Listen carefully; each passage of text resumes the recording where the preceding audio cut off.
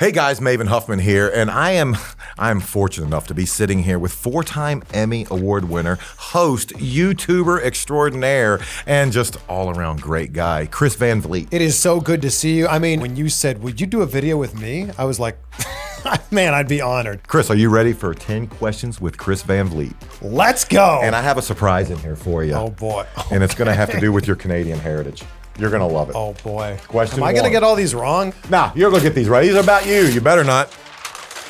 Who was your least, you notice the spelling, least favorite person to interview? Wow, thank you. That's for you. Hey, Chris, here at the Maven Huffman channel, we aim to please.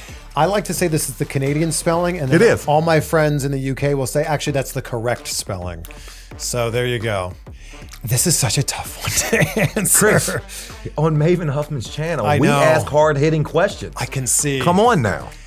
There's definitely some times where you can tell the person doesn't want to be there. Fair enough. And I think that when the cameras are there and you know that there's a mic and you know that other people are going to see the interview, I think that people put on their best face. Absolutely. But there has definitely been some interviews that did not go great.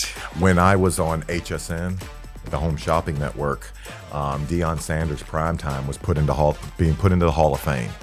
And he did a couple products on there, and I was the host. Yeah. And he did not want to be there. And the primetime, the jovial guy that you see doing all the interviews on Colorado Football Now, that was not the primetime I got that day. So I understand. Wow. Chris, question 2. They get easier, don't worry. Oh, wow. We should have started with the easy one. No, we got to go like this. Who was your favorite person to interview? With the correct spelling. Yeah, the ladies and correct gentlemen. spelling. I think everybody knows the answer to this one for sure. I was such a big fan of The Rock growing absolutely. up. And like I dressed up as The Rock for Halloween one year. My classroom was The Rock.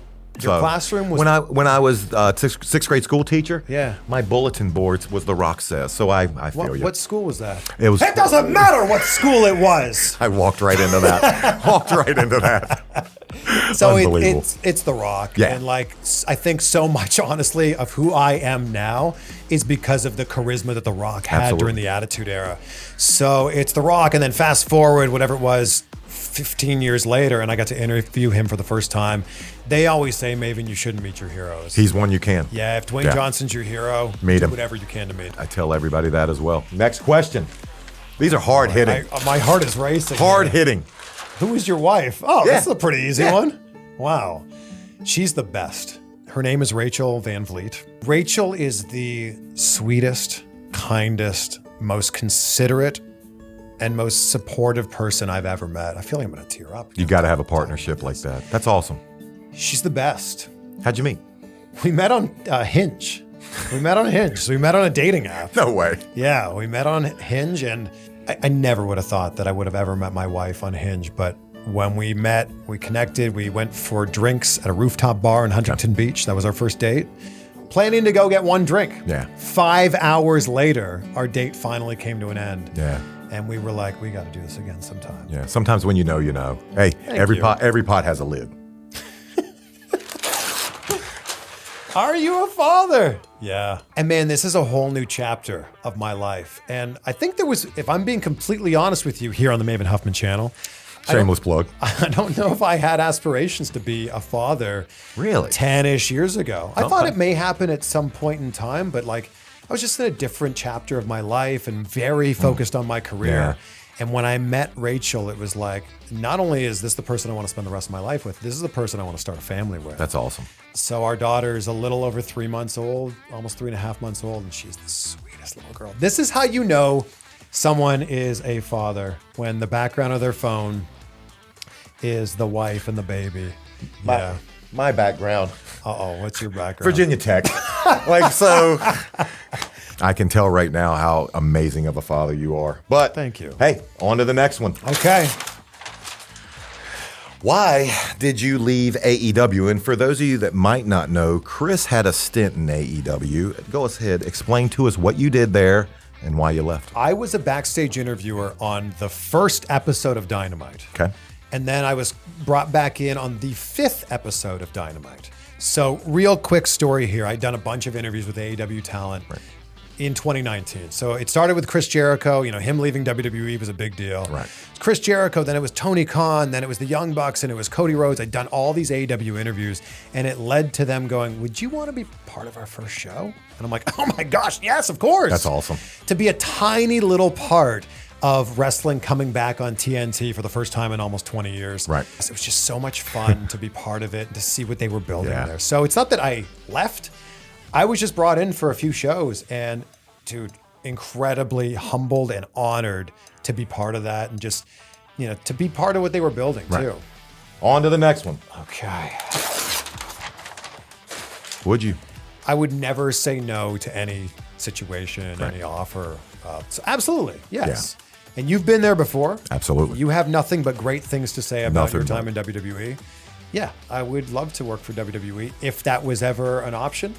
If it was not, I think I'd be totally fine. All right, next one. What is your height and weight? Is this a trick question? No, you don't. Listen, hey, in wrestling, what is it, 2 inches, 20 Oh, pounds? do you want me to give you my No, I wrestling want you weight? to, whatever. Legit, 5'10", 182. Okay. Yeah, so very exact. Fair enough. Are you going to call me on that? No. Did you wrestle? So in high school, I did wrestle. I was a high school wrestler. I was not good. I was absolutely terrible for the first few years, and I finally picked up wins in like my senior year. But I wanted to be a pro wrestler. And I Really? trained when I was 20 at a school called the Squared Circle in Toronto. Okay. I trained for a few months, and it was the summer between my sophomore year and my junior year. And I kind of had like this fork in the road. It was like, do I continue with school Right. and get my communication studies degree? Or do I continue with wrestling school? Right. And I was like, which one do I do? And I was like, I'm going to get my degree. Wrestling will always be there.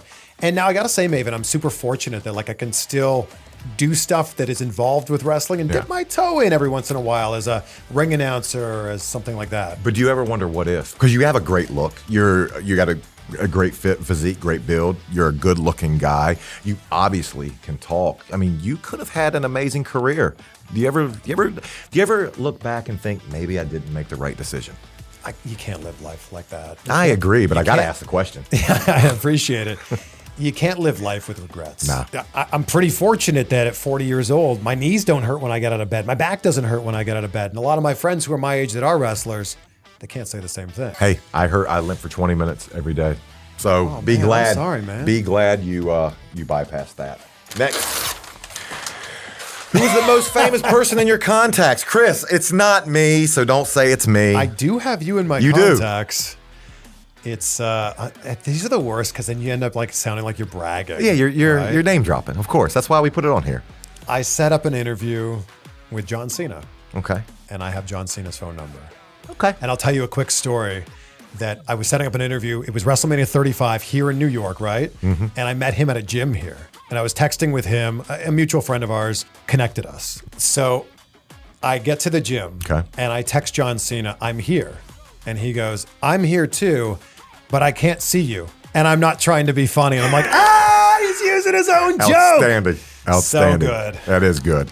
I got Hulk Hogan's number a long time ago. I've never used it. Wow. But I've always made sure it makes it to each and every phone. That's so good. That's I mean, you got me beat. from time to time I look at it and I can't believe it. Good answer though. One person you wanted to interview but haven't. Vince McMahon. Good answer.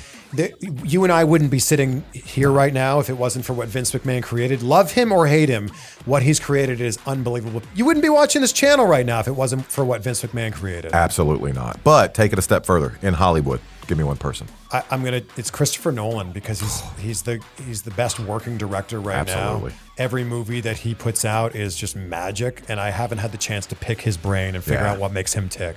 So Christopher Nolan. It took me probably 3 times of watching. What was the Leonardo DiCaprio movie? Oh, It's still one of my Inception, favorite so good. movies. Chris, last question. Are you willing to take a chop? What are you Chris, shirt off, standing up, chop. Are you willing to take one? Are you trying from you? Yes. Unfortunately, I don't have the Big Show standing off to chop you, so it's going to have to be Is from me. Gunther going to walk through this door? Gunther is not walking through this door. Ric Flair is not walking through this door. It's going to be from me. Let me put it this way. Okay. I will take a chop All right. right now Okay. on your channel. All right. If you take a chop from me right now on your channel. You know what, Chris? It was great. It was great speaking with you today, buddy.